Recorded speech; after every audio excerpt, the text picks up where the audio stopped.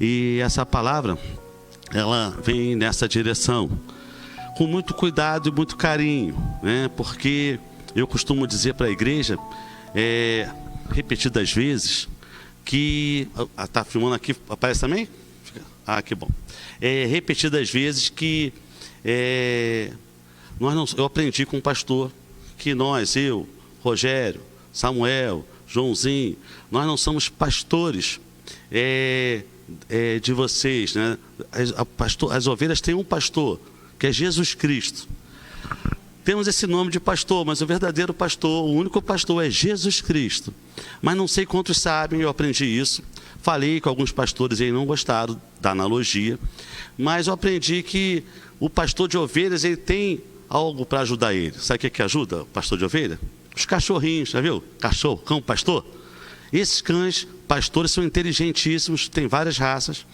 E ao toque do pastor, um apito, 2, ele vai trazer a ovelha para a direita, para a esquerda, ele obedece o pastor. Eu sou esse cachorrinho. Os pastores não gostaram desse exemplo, não sei porquê. Porque eu pensando assim, eu penso que eu não preciso ter ciúme de ovelhas. As ovelhas vão para lá, vão para cá, porque já viu o pastor, o cachorrinho com ciúme da ovelha? A ovelha tem dono. Se a ovelha vier para cá, esse cachorrinho toma conta. Se ela for para lá, outro cachorrinho toma conta. E é assim que eu tenho pensado. Eu penso também que vocês são filhos de Deus. Não são meus filhos. Não são filhos do pastor Rogério, filhos de Deus. Então, quando alguém sobe aqui no púlpito, sendo pastor, pregador, quem quer que seja, deve ter isso em mente. As ovelhas têm um pastor. E os filhos têm um pai, que é zeloso. Então, quando a pessoa vai ter uma palavra dura, muitas vezes a palavra é dura. Mas a palavra é dura, o mensageiro não. O mensageiro não pode ser duro. Principalmente quando é um convidado. Porque nem cachorrinho dessa igreja eu sou cachorrinho de outra igreja. Mas também não posso deixar de trazer uma palavra para a igreja. E essa palavra que eu compartilhei com a igreja uma oportunidade. E quando eu compartilhei a oportunidade, eu pedindo a Deus, foi numa passagem de ano. E eu pensei muito assim, junto com Deus, se a passagem era essa. Eu vou pregar em Apocalipse 3, a partir do versículo 14. E eu tinha uma pessoa que eu evangelizava assim no comércio, né? O cristão, o pastor está sempre evangelizando, falando de Jesus para alguém. E eu aprendi isso, que eu evangelizo para a igreja mais próxima da sua casa. Eu aprendi assim, continuo achando assim, continuo fazendo assim, por mais que tenha igreja esquisita espalhada por aí, não só na nossa cidade, né? Mas no Brasil, no país e no mundo. Eu continuo dizendo para as pessoas procurarem a igreja próxima da sua casa. E nessa loja, né? Nesse comércio, eu falava para essa pessoa procurar uma igreja, falava de Jesus e a necessidade de procurar uma igreja. E para minha alegria, um dia essa pessoa falou assim para mim assim: poxa, eu fui na igreja e o pastor, Deus falou comigo. O pastor falou que era o culto da virada, né? Eu pregando Apocalipse 3, 14 a 22, perdão. E ela entrou naquela igreja e ouviu assim, ó: esse é o ano da restituição, esse é o ano da vitória, esse é o ano que você vai ser feliz, esse é o ano que você vai prosperar. E ela ficou tão feliz com aquilo, Deus falou com ela. E eu falei assim: que bom que Deus falou contigo. Eu não queria, assim, diminuir ou questionar se ela ouviu de Deus aquela mensagem. Mas confesso que eu saí meio intrigado com Deus. Falei assim: Deus, eu quero falar um negócio, eu quero falar isso também, pô. Se essa palavra, eu quero falar essa palavra para a igreja também. Para a igreja ter vitória, ser feliz e prosperar. Assim, por que eu vou pregar na igreja Apocalipse 3:20? Não és fria nem quente, és morna. E eu vim pensando nisso. Aí passou o tempo. Essa pessoa, infelizmente, cometeu suicídio. Essa pessoa se matou. E por algum instante eu pensei que eu poderia ter falado para ela só: não é assim, o evangelho não é assim, o evangelho é da cruz, ser feliz, ser próspero não é pecado, não é pecado. Mas a palavra de Deus, quando você vai para a igreja, é para encontrar uma direção para a sua vida, uma orientação para a sua vida. As orações iniciais, os louvores, é para você colocar toda a sua ansiedade no altar do Senhor.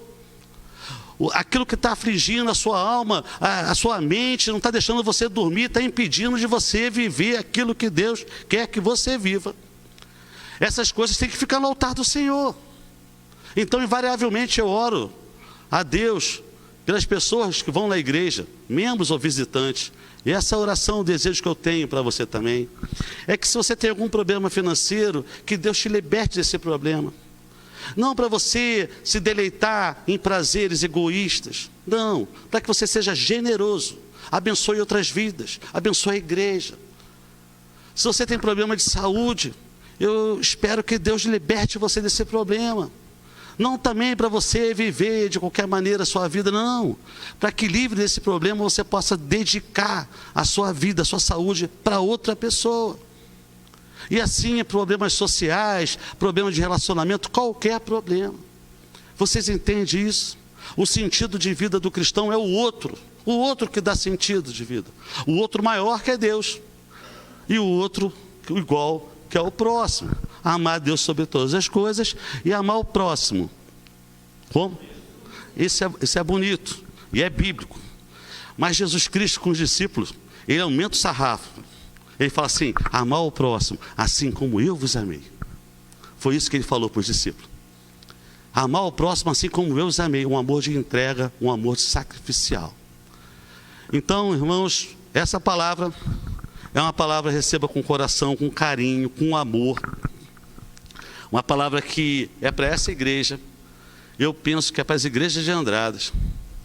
E para muitas igrejas espalhadas na terra. Eu não digo todas. Porque eu também creio na singularidade, né? E algo específico de cada cidade, de cada região. Alguns estudiosos pensam que Apocalipse 3, 14 a 22, está falando das igrejas, ou da igreja invisível de Cristo dos últimos tempos. Eu não estou junto com essa compreensão, mas com certeza está falando para aquela igreja de Laodiceia, mas também está falando para mim e para você em todo o tempo. Eu creio assim. Então eu vou pedir para o meu xará, nome bonito que... Daniel, hein? Daniel projetando. Mas vocês podem acompanhar na Bíblia de vocês que eu percebi que a tradução é essa que eu uso, ao meio da revista e atualizada. Eu lerei e os irmãos estarão acompanhando. Eu botei aqui, meus irmãos, porque é melhor do que na Bíblia, são letras enormes. Tem letra grande, gigante, gigantesca. Aí eu posso ler mais facilmente. Diz assim a partir do versículo 14, mesmo sentado como estão, mas com toda reverência, porque estão diante da palavra de Deus. Diz assim, ao anjo da igreja em Laodiceia escreve, estas coisas diz o Amém, a testemunha fiel e verdadeira, o princípio da criação de Deus. Conheço as tuas obras, que nem és frio nem quente. Quem dera fosses frio ou quente. Assim, porque és morno, e nem és quente nem frio, estou a ponto de vomitar-te da minha boca. Pois dizes, estou rico e abastado, e não preciso de coisa alguma, e nem sabes que tu és infeliz, sim, miserável, pobre, cego e nu. Aconselho-te que de mim compres ouro refinado pelo fogo, para te enriqueceres, vestiduras brancas para te vestires, a fim de que não seja manifesta a vergonha da tua nudez, e colírios para ungires os olhos, a fim de que veja. Eu repreendo e disciplino a quantos amo. Se pois zeloso e arrepende-te. Eis que estou à porta e bato. Se alguém ouvir a minha voz e abrir a porta, entrarei em sua casa e cearei com ele e ele comigo. Ao vencedor, dar-lhe-ei sentar-se comigo no meu trono, assim como também eu venci e me sentei com meu Pai no seu trono.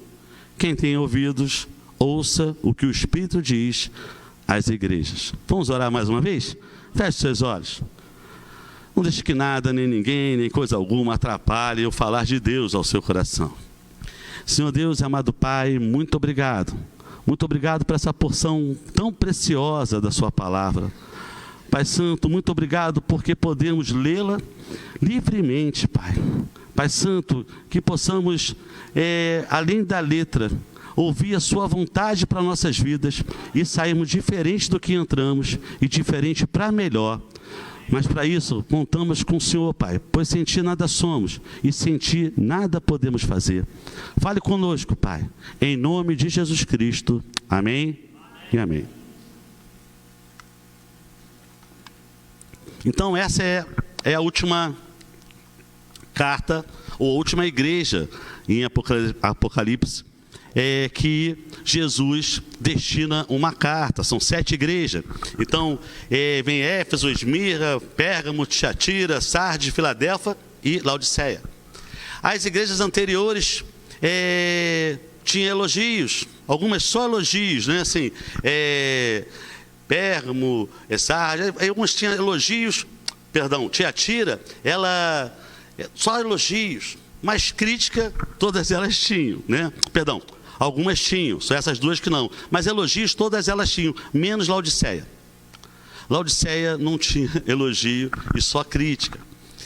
E é interessante entender só o contexto, eu não vou ficar aqui, talvez os irmãos conheçam esse contexto, mas é interessante só para perceber o jogo de palavras, né? Assim, porque Jesus Cristo levou a João escrever essas palavras, porque ele conhecia a igreja. Jesus Cristo conhece todas as igrejas, conhece essa igreja aqui, conhece cada coração e dá sinal de que conhece, né? Revela a nós isso. E assim foi com essas igrejas, e particularmente com a igreja de Laodiceia.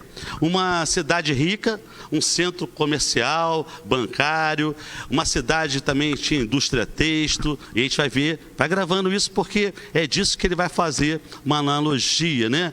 É quase com uma figura de linguagem, assim, uma ironia, né? Ele trata com ironia em alguns momentos desse trecho, essa carta para Laodiceia. Então, é indústria têxtil, conhecida assim, por uma lã especial, que era conhecida no mundo todo da época.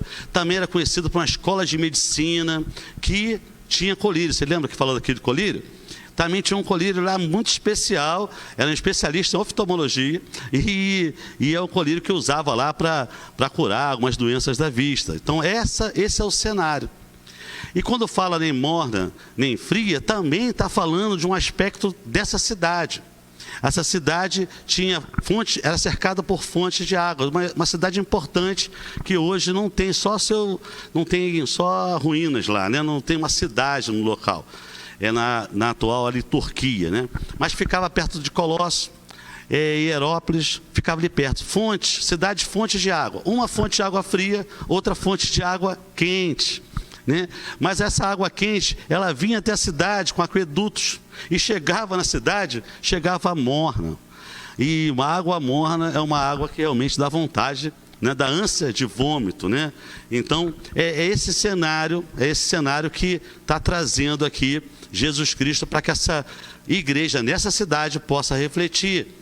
E uma coisa interessante também que a história conta, que essa cidade passou, depois Jesus já não era cristã, ela passou por um terremoto, ela já teve alguns terremotos, né? Um pouco antes da era cristã e outro depois da era cristã, e Colossos e outras cidades ali, todas elas ficaram em ruína. E o Império Romano ajudou a reconstruir a cidade. Laodiceia não, Laodiceia falou assim, não precisa, a cidade não precisa do dinheiro do Império, nós vamos reerguermos, e foi assim que eles fizeram. Bacana isso, né? Imagina, assim, no Brasil, uma cidade fala assim, não precisa de dinheiro federal não, a cidade tem dinheiro e a cidade vai dar conta. Não é assim que acontece. Quando acontece uma tragédia numa cidade, geralmente o governo federal, né, chega e aproxima com ajuda financeira. Então era uma cidade bem rica. Entendendo tudo isso, nós vamos para o primeiro versículo. Vou passar assim, uma pregação expositiva, mas não exaustiva. Eu gostaria de me deter mais nos versículos finais. Mas diz assim, só para a gente chegar até lá. Está acompanhando aqui? Ah, saiu daqui, Daniel? Pode deixar ali para o pessoal acompanhar. de repente vai acompanhando aqui atrás, não precisa acompanhar no celular, nem na Bíblia mesmo, né? Ao anjo da igreja em Laodiceia escreve: essas coisas diz o amém, a testemunha fiel e verdadeira, o princípio da criação de Deus. Aqui está falando de Jesus Cristo, que tem o amém, a última palavra é dele, é a testemunha fiel e é aquele que está desde a criação do mundo, nada foi feito sem ele. 15:16 diz assim: conheço as tuas obras, que nem és frio nem quente, quem dera fosses frio ou quente. Assim, porque és morno e nem és quente nem frio, estou a ponto de vomitar-te da minha boca. Como eu falei, isso é algo para nossa reflexão. Como nós estamos reagindo às situações que nos rodeiam, às circunstâncias. Não precisaria de muita coisa para você evangelizar, para você falar de Jesus, para você estar orando, intercedendo. Não precisa de uma circunstância desfavorável. Mas a cidade vivendo isso que eu estou falando para vocês, que vocês sabem, o que está levando as igrejas aqui dessa cidade, segunda, IPI, primeira, Batista, todas elas, o que está motivando ela, como elas estão nesse momento, é uma reflexão que devemos fazer. Será que nós estamos um pouco que acomodados com isso? Irmãos, eu vejo tanta disposição de falar sobre política na internet, nas redes sociais, que eu não vejo essa mesma disposição para falar de Jesus Cristo. Eu já falei e vou repetir aqui, lá na igreja, vota em quem quiser. Lá, vota em quem quiser. Vota na esquerda, na direita, nulo, branco, justifica voto, como qualquer outro cidadão. Lá o púlpito não serve como palanque, não serve. Para nenhum candidato, já tive alguns problemas com alguns candidatos pastores que tentaram, não serve como palanque. Então eu respeito a sua posição. Só que eu não quero falar, defender para que os ouvidos daqueles que gostam de B sejam fechados para mim, para a verdade principal que eu tenho para falar, que é Jesus Cristo.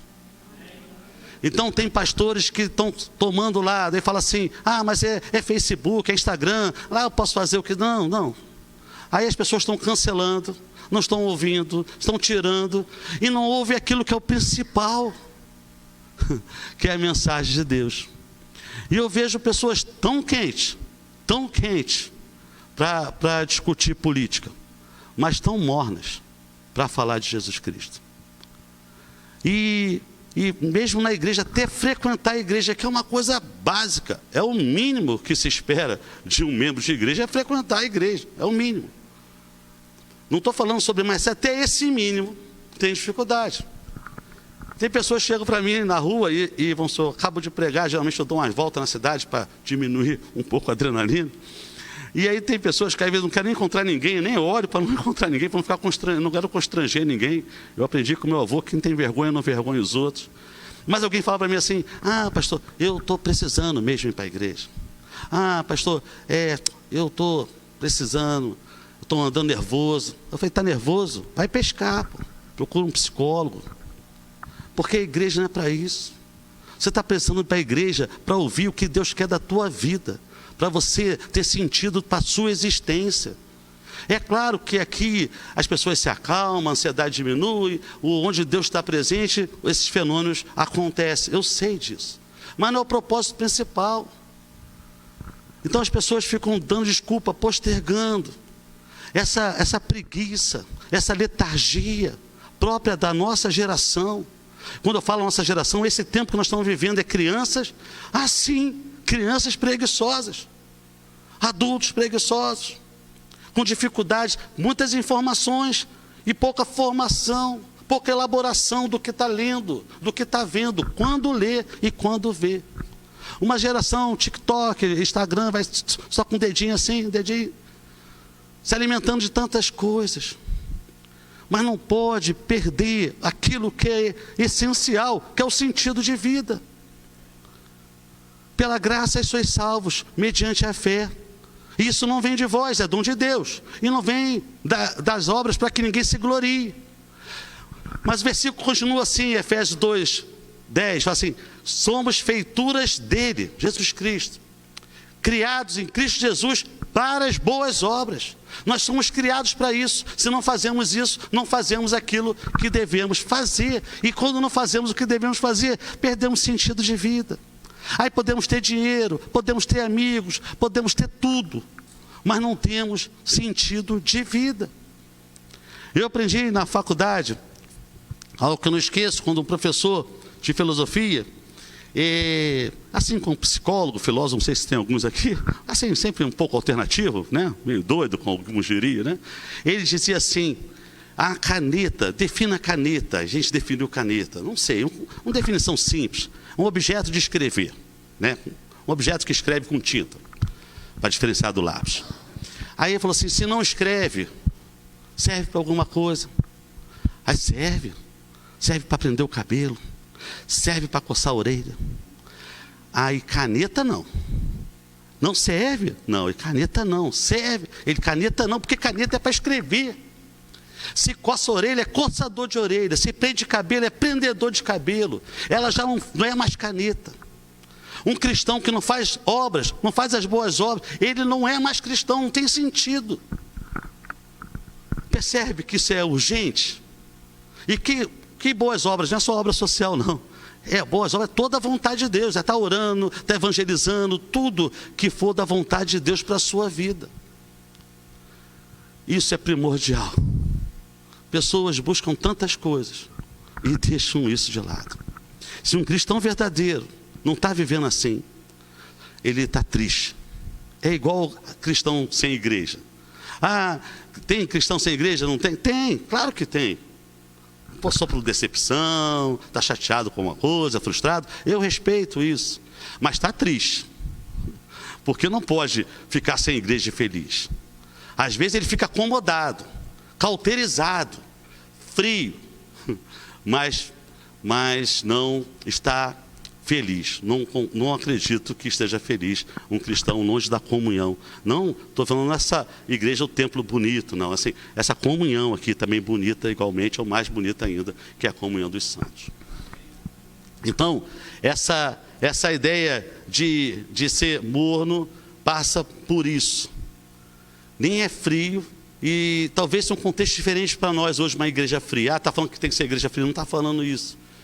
Mas vejam bem, essa igreja, ao contrário de outras igrejas, as igrejas anteriores, 4 pelo menos, tinham o que lá? Imoralidade, né? Feitiçaria, idolatria, perdão, tinha tantas outras coisas que aqui não tem. Nessa igreja não fala de idolatria, não fala de imoralidade, não está falando sobre isso. É uma igreja religiosa, uma igreja que tem uma teologia boa, não tem falsos pastores, uma igreja bacana, só está morna, só perdeu assim, aquilo que é fundamental, essa paixão que não é insana, não é um fanatismo. Fanatismo é quando você tem uma paixão e não tem razão.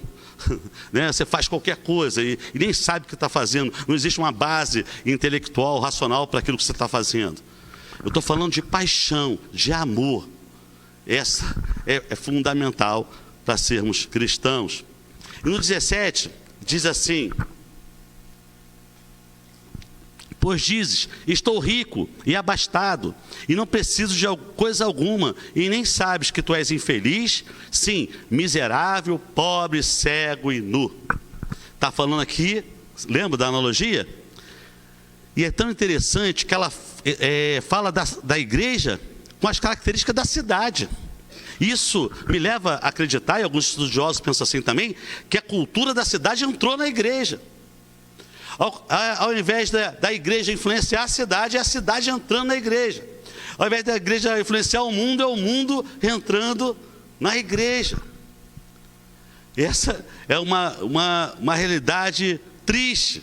Mas ele vai falar ali, estou rico e abastado. Está bem, uma zona de conforto, está tranquilo, sossegado. Eu amo essa cidade. Uma cidade formada por vários imigrantes, né? Tem aqui, inclusive, andradense, né? Mas lá na igreja são em menor número. Fui acolhido, bem acolhido aqui. Sério, eu sou apaixonado por essa cidade. Um amor que eu tenho para essa cidade não vem de mim, vem de Deus. Eu não tenho dúvida disso. E tem coisas que eu aprendi aqui. Eu aprendi e tento viver, porque a cultura da cidade, eu devo respeitar essa cultura. Agora, tem coisas que eu não posso concordar, porque se forem culturas que vão de encontro aos valores cristãos, né? Então, eu tenho que sempre perceber isso. Eu gosto do sotaque, né? Eu gosto de capaz. Pô, capaz eu gosto, como eu gosto. Capaz mesmo. Isso serve para muita coisa, né? Eu penso assim que qualquer situação cabe ali um capaz. E tantas outras coisas que eu tenho aprendido. Embora assim, o S eu não consigo falar ainda com propriedade. Mas uma coisa que eu cheguei aqui, e as pessoas falam para mim assim, na cidade, particularmente na igreja: pastor, sossegado. Não, tranquilo, sossegado. Aí eu cheguei para a Virgínia e falei assim: Virgínia, não apresentei. O pastor falou, não apresentei. O irmão falou: Virgínia, minha esposa, está aqui me acompanhando. Eu falei assim, psicólogo também, né? Assim, imagina minha filha, casou também, né? Mas 2 psicólogos é difícil, né? Mas ela superou, tudo bem, está casada. Mas eu falei para a Virgínia, eu devo ser muito desassossegado. Porque estou sossegado. E eu vim numa adrenalina no Rio de Janeiro mesmo. 32 anos trabalhando numa empresa abrasiva, uma empresa que cobrava, assim, e uma igreja também que tinha atividades sociais, participativa. Aí já vim aqui, e aí, não tem culto de manhã. Eu falei, não tem culto de manhã, não, só EBD. Né? Eu já estranhei. Eu falei, Virgínia, eu sou assim autodisciplinado, graças a Deus, assim, aprendi a me autodisciplinar. Mas é uma tentação você se acomodar. Você visita, não visita. Não pode ser assim. Isso não pode ser assim. É emergente. Deus tem um propósito na sua existência. Isso não é jargão. Você chega numa igreja, aí o irmãozinho fala assim: Deus tem um propósito na sua vida, minha irmã. Deus tem um propósito na sua vida. Aí parece um evangeliquez, em clichê, mas isso é bíblico, isso. Todas as coisas cooperam para o bem daqueles que amam a Deus, daqueles que são chamados. Tem um propósito. Então, nós devemos ir na direção desse propósito e não achar que estamos bem. Estamos bem. Se o mundo quiser. Tem pessoas que fez um trabalho com moradores de rua. Eu soube agora que teve um aqui que falou para o irmão que era botafoguense. É botafoguense, né? Botafoguense, olha só. Então, já me deu uma identificação. Mas nós fizemos esse trabalho. Moradores de rua, um dia, correram na minha direção e falaram assim: pastor, já não podemos nos encontrar no centro de convivência, vai ter que ser na sua igreja. Nós falamos na prefeitura e falamos que o senhor ia gostar. Eu falei, legal, eu cheguei para a igreja, eles falaram que a gente ia gostar, pô. Aí botamos um chuveirinho e tal, aí começamos. Aí teve alguns pastores que não gostaram, alguns falaram que eu era pastor dos moradores de rua. Eu me senti em São Francisco de Assis, né? Foi um elogio, não uma crítica. Mas teve uma pessoa dentro da igreja que falou assim: pastor, tudo bem, uma pessoa fiel, genuinamente cristã. Mas eu não gosto disso, não. Eu não acho legal, não. Mas se a igreja entende, se o pastor entende, tudo bem.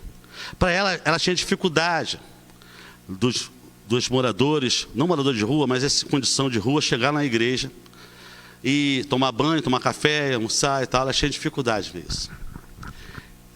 Para ela, se não entrar, tá bom. Olha aqui, gente, pessoas bonitas, bem arrumadas. Aqui tá gostoso. Vou ficar aqui direto. Passar a noite, fazer vigília, ficar aqui. Mas nós somos chamados para fora. Nós somos chamados para ir para fora. E não é só moradores de rua, não. É pessoas morando aqui, encasteladas, em mansões e piscina, pensando em suicídio. Vazias, solitárias. Pessoas que têm um dinheiro, mas parece que o dinheiro que tem essas pessoas. Ela não consegue se abrir, nem abrir a mão, né? Nem se abrir. Pessoas assim... Triste, eu constatei assim, algumas pessoas que querem fazer uma viagem para a Europa, não tem uma companhia e nem quer pagar para alguém só para ser a companhia, não quer. Então, vejam bem, pessoas estão sofrendo lá de fora. E nós somos chamados sem preconceito nenhum. É rico, pobre, é inteligente, não é inteligente, tem estudo, não tem estudo. Essas pessoas, elas precisam de nós. E nós precisamos de Cristo. Quem está em pé, cuide-se para que não caia. Uma igreja que não dá atenção para quem está doente, depressivo, em casa, sem conseguir sair. Irmãos, isso acontece com crente também. Depressão, não, se tiver Jesus não tem depressão. Vocês conhecem Spurgeon, príncipe dos pregadores, assim considerado, né? Charles Spurgeon, ele tinha depressão, tinha crise, que os diáconos tinham que pegar ele em casa e trazer para pregar, que ele não conseguia sair de casa para pregar. Hoje, temos irmãos assim, e devemos ir na direção dele, não esperar o pastor. Ajuda o pastor, dá ideia, vai junto com o pastor. Pede cobertura, o pastor está orando, mas é você. Isso vai liberar para você ali dopamina, citocina, sabia? Tem um fenômeno que a neurociência descobriu, né? Que Deus já sabe, porque dá sentido para a sua vida. Você sente prazer e você vai querer fazer mais e continuar fazendo. Agora, se não fazemos agora, amanhã somos nós que precisamos de visita e a igreja não visita. Porque a igreja não tem prática de visitar. A igreja não tem prática de ajudar. E talvez sejamos nós que careceremos dessa visita, dessa ajuda. Então fala aqui de uma forma bem irônica. Você não sabe que é infeliz, miserável, pobre, cego e nu. Aconselho que de mim compres ouro refinado pelo fogo para te enriqueceres. Olha só, ele está falando que não é rica. Pensa que é rica, mas não tem aquilo que é precioso. Porque o dinheiro não vai levar para o céu. Porque lá as ruas são de ouro. Então, a ideia é assim, você não tem, compra de mim ouro refinado. Compra de mim aquilo que é precioso, aquilo que dá sentido de vida. Vestiduras brancas, era um polo industrial, texto. Então, vendia lã, vendia roupa, e está mandando comprar vestiduras brancas, sentido assim, santidade. Vocês foram chamados para ser santos, porque o nosso Deus é santo, separado. Santo é aquele que não é aquele que abre mão de prazeres, abre mão de coisas que poderia ter, mas só abre mão para estar em santidade, sem a qual ninguém verá a Deus. Santos, para vestirem, a fim de que não seja manifesta a vergonha da tua nudez, e colírio para ungir os olhos, a fim que veja. A vergonha da tua nudez. Me parece aquela história, não sei quem conhece, que fizeram uma roupa para um rei, mas a roupa era invisível. Falou para o rei, essa roupa é invisível, ele saiu nu. Já ouviram falar nisso? Não? Isso é uma história. E o rei achando que... Então, um falava, bonita roupa, ele estava nu, andando nu. Tem pessoas que estão vestidas, mas a vida que ela leva, o comportamento que ela tem, é vergonhoso, como se estivesse andando nua. Então, imagina você andando nu ou nua. For só de imaginar, dá uma vergonha. Mas é assim que Deus está vendo pessoas que estão dando um mau testemunho. É uma vergonha. Porque está nu, porque o comportamento e as atitudes patentiam, manifestam, evidenciam o que está vivendo no seu coração e na sua mente. Confusão, perdido, não vendo saída. E fala do colírio. Você lembra que eu falei que a cidade descobriu lá um colírio que fez muito sucesso na época?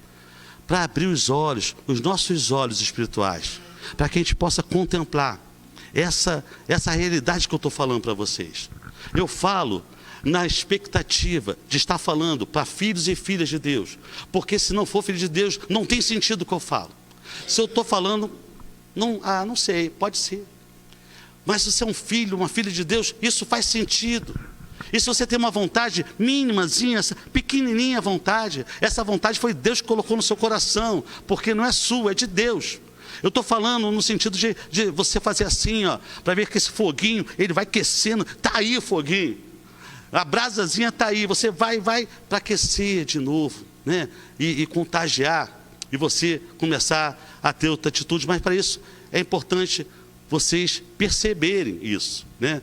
Irmãos, tem incrédulos, tem pessoas que não são cristãs, pessoas de todas as religiões, tem pessoas falando isso nas redes sociais e nas praças, sabe o quê? Estão falando assim, e o mundo está acabando, o mundo está acabando. Aí um médico abusou de o mundo está acabando, Jesus está voltando. Até Jesus está voltando, eu ouço da boca de incrédulos. Enquanto muitos de nós, Igreja de Cristo Jesus, estamos calados quanto a essa situação. Jesus está voltando, eu sei que ele vai voltar, quando não sabemos, mas que ele vai voltar, vai voltar. E como diz o hino antigo, os sinais da sua vida, né, já se mostram a cada vez. E é necessário que falemos sobre isso. A igreja cristã, de uma forma geral, pouco tem falado da volta de Cristo. Maranata, Jesus está voltando. Essa pregação é urgente, porque essa pregação salva a vida. 19. Eu repreendo e disciplino a quantos amo. Deus disciplina. Em Hebreus nós vamos aprender isso. O pai disciplina o filho que ama. Se não disciplina, é considerado como um bastardo. Deus é amor e disciplina. São duas faces da mesma moeda. Se Deus não está falando contigo, não está disciplinando você, isso deve ser preocupante. Deve ser preocupante. Porque o pai amoroso corrige o filho. Se essa palavra soa dura para você, receba essa palavra como um amor de Deus, do Pai, que quer que você ande no caminho que Ele trilhou para você. Não quer que você se desvie. Não quer que você sofra desnecessariamente. Existe um sofrimento para nós.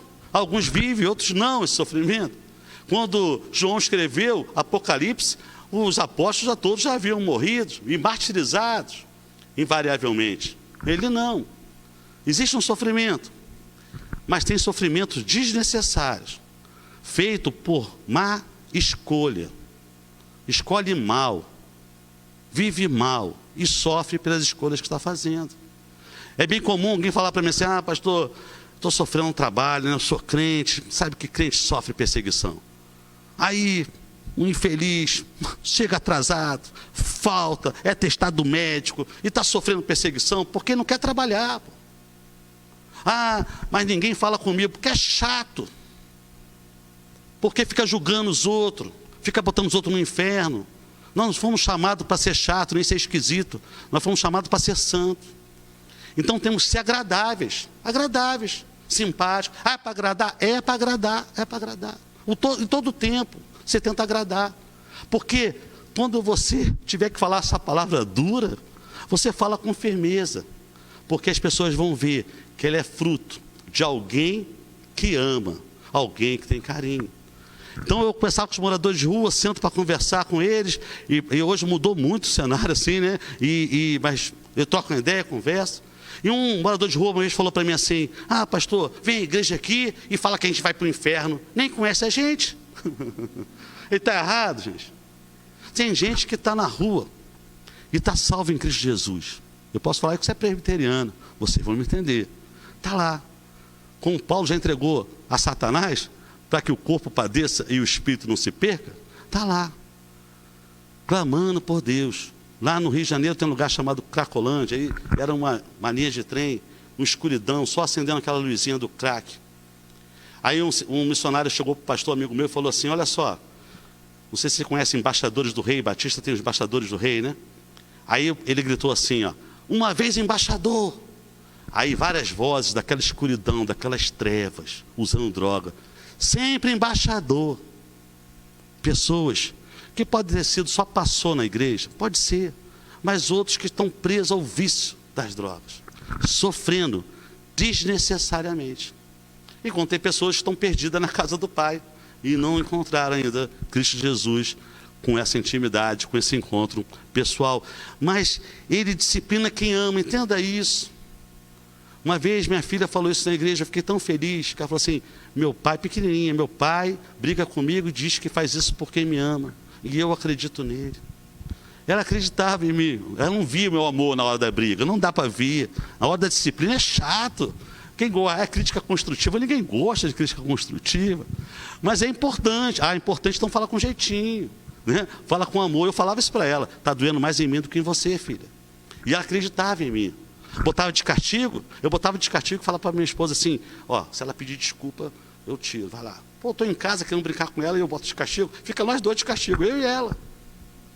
Deus te ama, não poupou o seu filho por amor, por seu amor, por amor a você.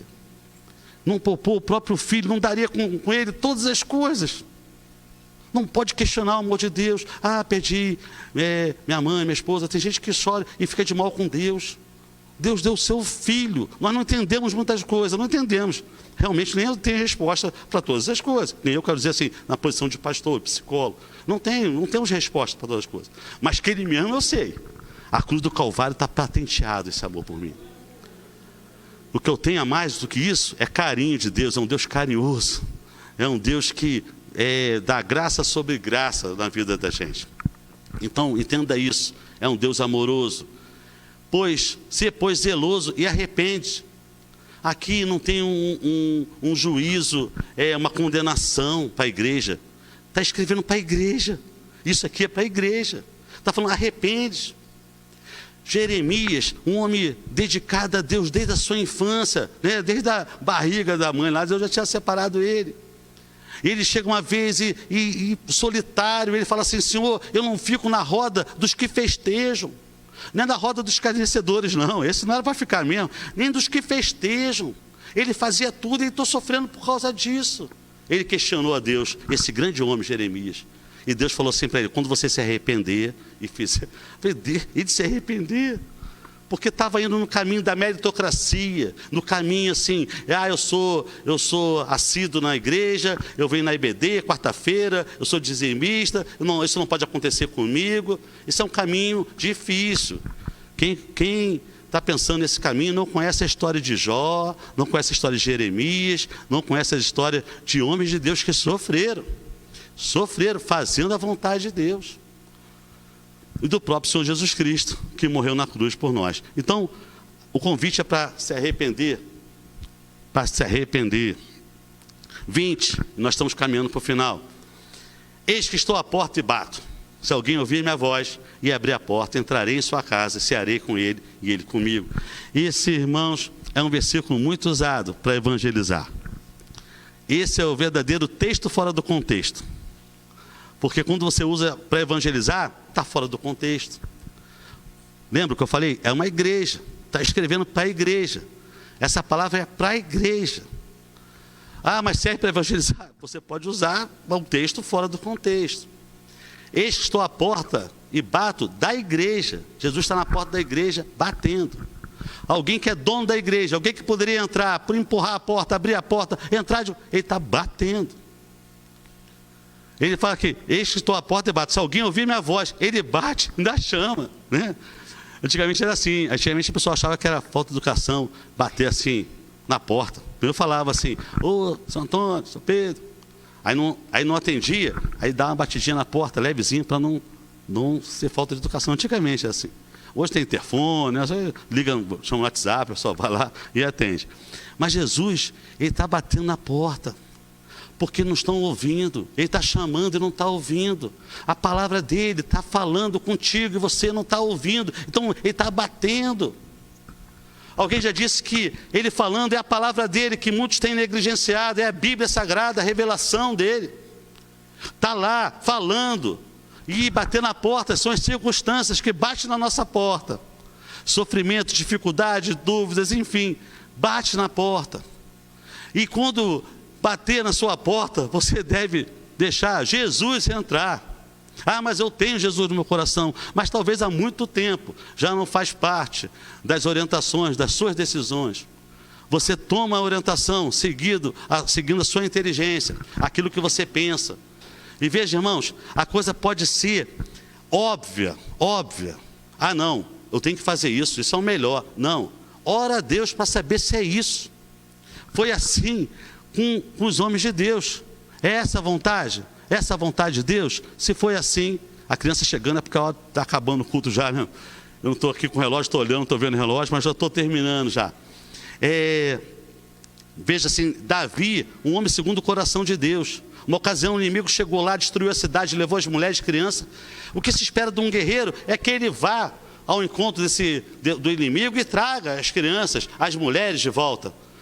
O Davi, a ponto de ser apedrejado, ele parou, ajoelhou e orou a Deus e quis saber o que ele tinha que fazer. Então, irmãos, Jesus está à porta e bate. Isso dá a ideia de carinho, de comunhão. Ele quer entrar na nossa casa e cear com a gente, comer com a gente. Poxa, isso é tão importante, irmãos. E isso fala sobre comunhão com Deus, intimidade com Deus. Alguém que entra na sua casa para comer contigo, tem intimidade contigo. Engraçado que a gente vê Jesus comendo, assim, várias vezes na Bíblia, né? Na casa de Lázaro, na casa de Simão, na casa de Zaqueu, né? E quando ele vai, na véspera da morte, ele tem a ceia, né? A ceia do Senhor, e depois que ele morre, ele ressuscita, e conheceram ele no partir do pão, lá comendo pão e peixe. A comida é algo bem simbólico, essa ideia de estar em comunhão. É uma honra, é um privilégio o Filho de Deus, o próprio Deus, querer comer conosco. Isso é uma honra. E muitas pessoas estão negligenciando essa intimidade com Deus. E Jesus agora se revela para João e mostra essa característica própria de Jesus, característica que João já conhecia. E aí vem a promessa: ao vencedor dar-lhe-ei sentar-se comigo no meu trono, assim como também eu venci e me sentei com meu Pai no seu trono. Versículo 22, quem tem ouvidos, ouça o que o Espírito diz à igreja. Quem tem ouvido, ouça. Eu espero que você tenha ouvido. Eu espero que você agora, nesse momento, esteja se comprometendo com uma atitude diferente. É impossível ou improvável eu perguntando aqui, alguém falar assim: não, eu já estou lendo a Bíblia do jeito que é melhor. Eu acho muito difícil. Por mais que você leia, no íntimo você acha que pode ler mais. Eu já tenho uma vida de oração. Eu acredito que, por mais que você tenha uma vida de oração, você acredita que pode ter mais. Eu já ajudo muitas pessoas. Eu também volto a dizer que eu acredito que no seu íntimo você sabe que você pode fazer mais do que isso. Então, sem sentimento de culpa, mas com consciência de culpa. Sentimento de culpa não serve para muita coisa, é remorso. É chorar, coitadinho de mim, entra no vitimismo e fica parado e aumenta a letargia, a preguiça e a tristeza. Mas consciência de culpa, consciência assim: eu sei que eu estou errado.